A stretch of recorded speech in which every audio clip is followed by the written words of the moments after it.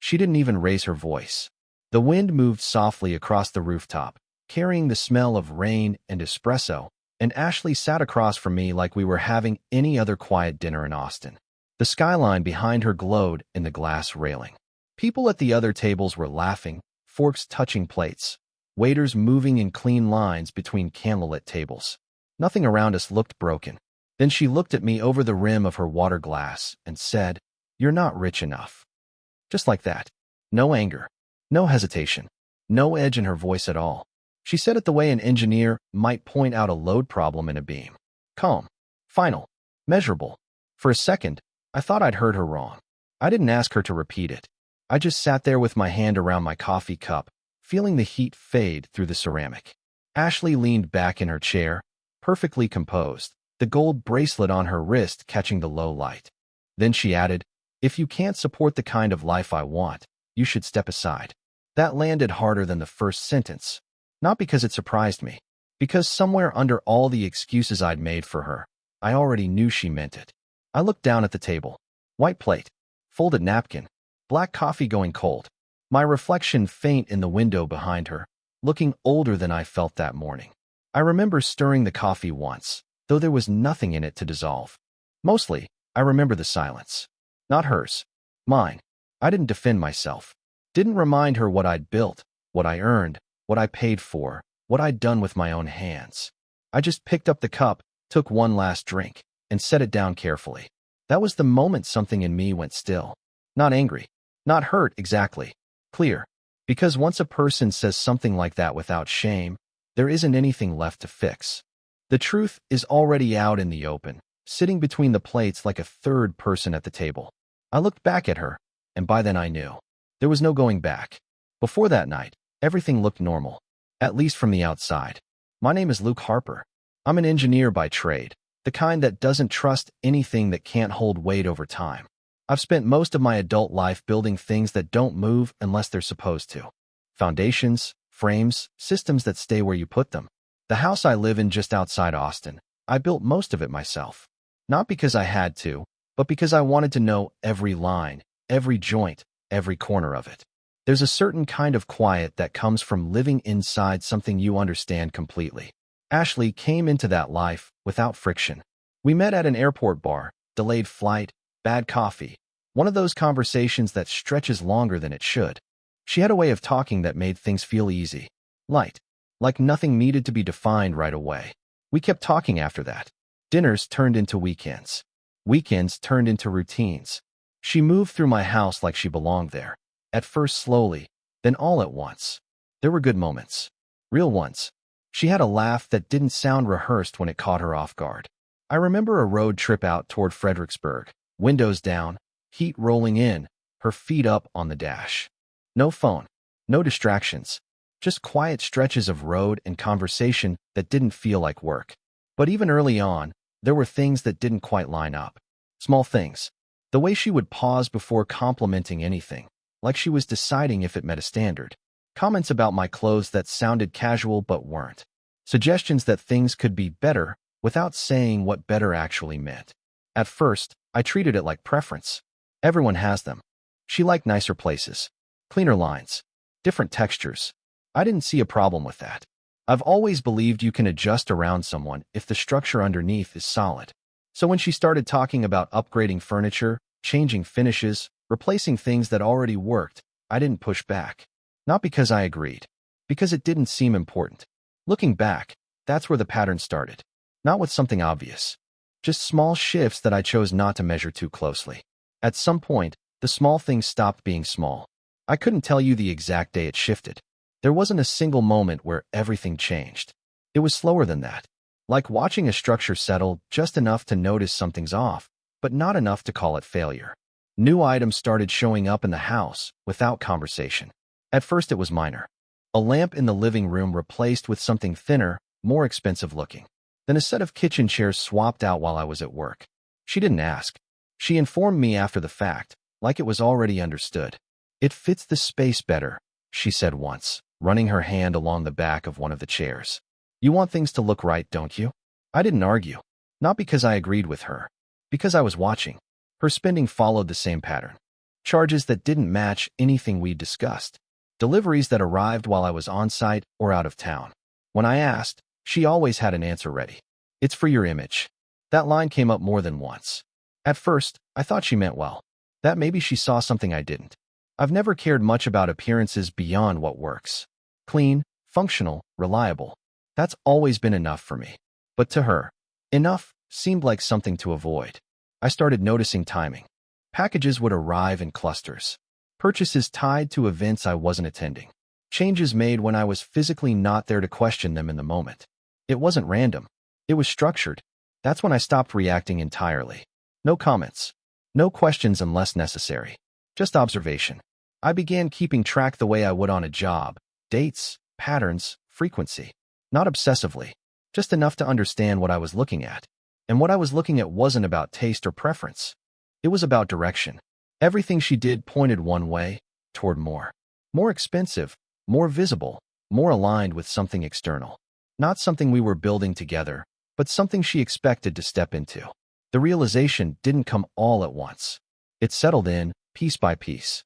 Until one evening, standing in my own kitchen, looking at things I didn't choose and didn't recognize, it finally made sense. It wasn't about the house. It wasn't about the money. To her, I wasn't a partner. I was a source. If you've made it this far, this story clearly caught your attention. If you're enjoying it, drop a like on the video. It helps me see what kind of stories you want more of next. Let's keep going. And once you see something like that clearly, you stop trying to explain it away. I didn't confront her. By then, there wasn't anything to gain from it. Arguments only work when both sides are still operating inside the same structure. We weren't. She was building towards something I wasn't part of, and I was starting to see it clearly enough not to interrupt the process. So I stopped trying to correct anything. No more pushing back on purchases. No more questions about where things came from or why they were necessary. I let everything move the way she wanted it to. From the outside, it probably looked like agreement. It wasn't. It was distance. The internal shift happened quietly. One morning, same as any other, coffee on the counter, sunlight coming through the back windows, her moving through the kitchen already on her phone. Nothing unusual, but I remember standing there and realizing I wasn't invested in fixing any of it anymore. Not the spending, not the tone, not the direction, just observing. That same week, she brought it up. "I might need access to your account for a bit," she said, like it was a small logistical detail. "Just temporary. There are a few things I need to handle quickly, and it's easier if everything's in one place." She didn't look at me when she said it. She was scrolling through something, distracted, confident in the ask. I didn't hesitate. "All right," I said. That was it. No conditions. No questions. I gave her exactly what she asked for. Calmly. Because by that point, the decision had already been made. Not in that moment, but over the weeks leading up to it. Every pattern I'd tracked, every inconsistency I'd let pass without comment, it all led there. She thought she was gaining access. In reality, she was stepping into a controlled space. That same afternoon, after she left the house, I sat down at my desk and moved everything that mattered. Accounts she didn't know about. Reserves I'd kept separate out of habit, not suspicion. Long-term holdings tied to projects she'd never taken interest in. All of it shifted quietly. No alerts. No disruption. Just relocation. I left enough where she could see it. Enough to feel real. Enough to invite use. But everything structural, everything that actually supported my life, was already somewhere else. By the time she came back that evening, nothing looked different. Same house. Same accounts. Same access. But the outcome was already set. I didn't need to argue with her. I just needed to let things continue exactly the way she expected. After that, I watched. Not in a dramatic way. Nothing obsessive. Just consistent attention to what was already happening. The first thing I tracked was pace. How quickly she would move through money once she believed there were no limits. It didn't take long to see the change. The purchases became larger, closer together. Less hesitation, more assumption. What used to come with an explanation now came with expectation. Packages arrived daily. Clothing first, then accessories, then things that had nothing to do with the house at all, items that were meant to be seen somewhere else. I didn't comment on any of it. I just noted the timing, the frequency, the direction it was all heading. Her behavior shifted with it. More time on her phone. Longer periods out of the house without specifics. Conversations that felt shorter, more functional, like she was maintaining something rather than participating in it. Then came the trip. I had work scheduled in Seattle. 3 days, tight timeline, early mornings. She knew about it a week in advance. When I mentioned it, she nodded like it barely registered. Have a good trip, she said. No follow-up questions. No interest in details. That alone told me enough. The second I landed, I stopped paying attention to what she said and focused only on what she did. Transactions started within hours. Not in Austin. Miami. Restaurants first. High-end. Names I recognized. Places that don't run casual tabs. Then transportation. Then hotels. Not one location, multiple. The pattern was clean. Day 1, entry. Day 2, peak activity. Day 3, movement between locations. I didn't call her. Didn't ask why she was in another state. I already knew she wouldn't offer anything useful. What mattered was consistency. Then the social posts started. Not on her main account. Those stayed quiet. But the secondary ones, the ones people use when they think they're selective, those told the full story. Dim lighting. Glass tables. Reflections of someone across from her. And then, eventually, him. Not clearly at first. Just parts. A watch. A sleeve. The edge of a hand resting too close to hers. Enough to establish presence without confirmation. By the second night, there was no ambiguity. A full frame. His face turned slightly away, but not enough to matter. Different environment. Same pattern. I took screenshots. Logged timestamps. Matched them against transactions. Everything aligned. I didn't feel anything while I was doing it. No anger. No urgency. Just completion. Because at that point, it wasn't about catching her. It was about confirming what I had already built the structure around. And by the time my flight back to Austin boarded, there was nothing left to question. At that point, it wasn't just about us anymore. Up until then, everything could still be framed as personal. A relationship shifting. Two people moving in different directions. That kind of thing can be explained away if you want it to. But money doesn't stay personal for long. Her spending wasn't isolated. It moved through accounts tied to my name, my work, my credit. Transactions don't carry intent, they carry record. And records, if left unchecked, become responsibility. That's where the line was. Not emotional. Structural. I went through everything again when I got back. Not quickly. Not emotionally. The same way I would review a project after completion, clean, methodical, without assumption. Dates. Locations. Amounts. Each transaction matched a moment I had already documented. Each post aligned with a charge. Each charge tied back to access I had deliberately allowed. There were no gaps. That mattered. Because once something becomes complete like that, it stops being a story and becomes information. And information can be passed forward without interpretation. I organized it all into a single file. No commentary. No conclusions. Just sequence. Entry points, movement, outcome. Anyone looking at it could follow the pattern without needing context. That was the goal. No emotion attached to it. No personal framing. Just a clear record of behavior tied directly to financial activity. Then I thought about where it needed to go. Not who I wanted to hurt. Not who deserved to know. Who needed to understand it in the same way I did. Her father came to mind immediately. Not because we were close. We weren't. But he was the one person who operated on the same principles. Numbers, accountability, outcomes. He built his own business from nothing, and from what I'd seen, he didn't tolerate disorder disguised as lifestyle. So I sent it.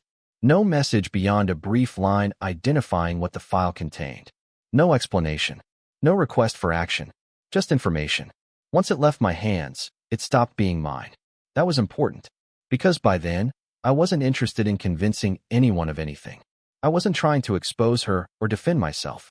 I was removing myself from the equation entirely. Letting the structure speak for itself.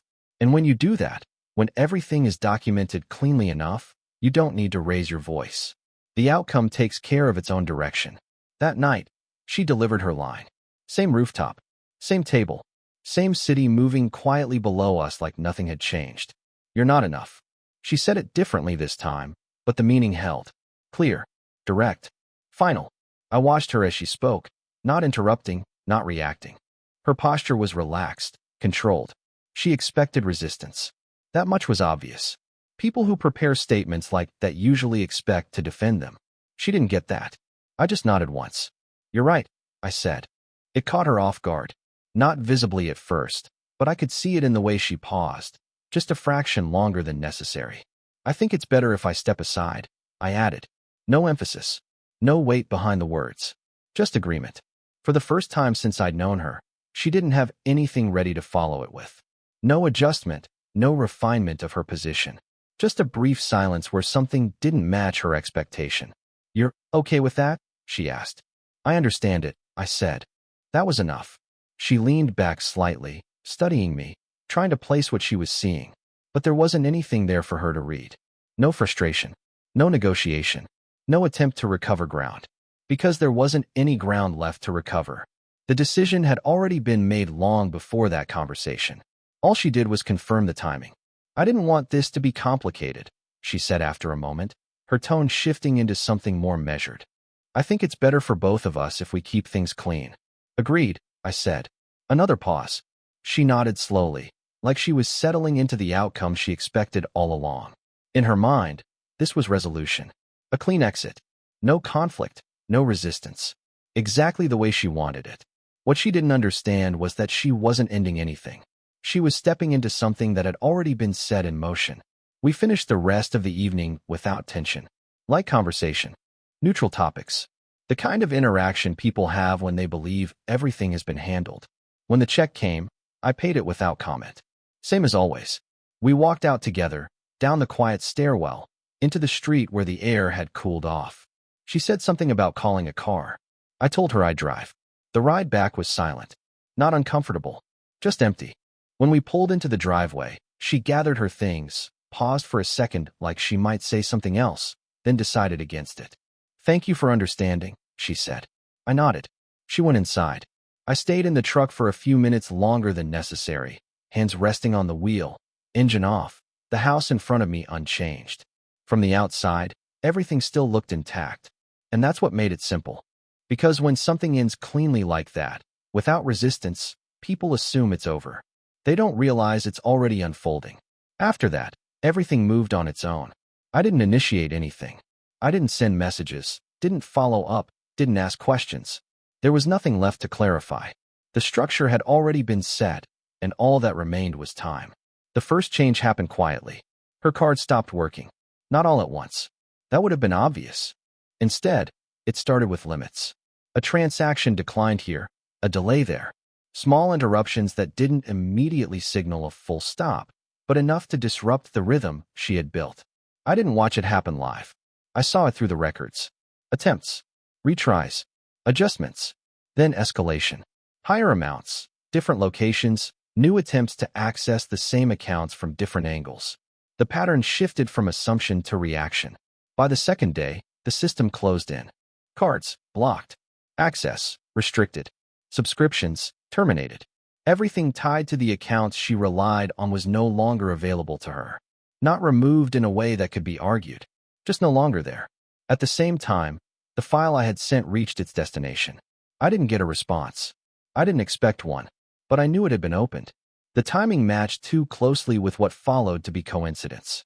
Because once the financial access tightened, everything else started to fall out of alignment. She was still in Miami, still moving between the same places. But the tone changed. Fewer posts, shorter appearances, less confidence in the way she presented things. And then there was him. The same man from before. Same watch, same posture, same controlled presence in the background of her posts. Until he wasn't. The last image I saw of them together wasn't even direct. Just a reflection in glass. Two figures at a table, distance between them where there hadn't been any before. After that, nothing. No more shared frames. No more partial glimpses. Just her. Then silence. The final confirmation came through a declined charge. Hotel. High-end. Multiple attempts within minutes. Rejected each time.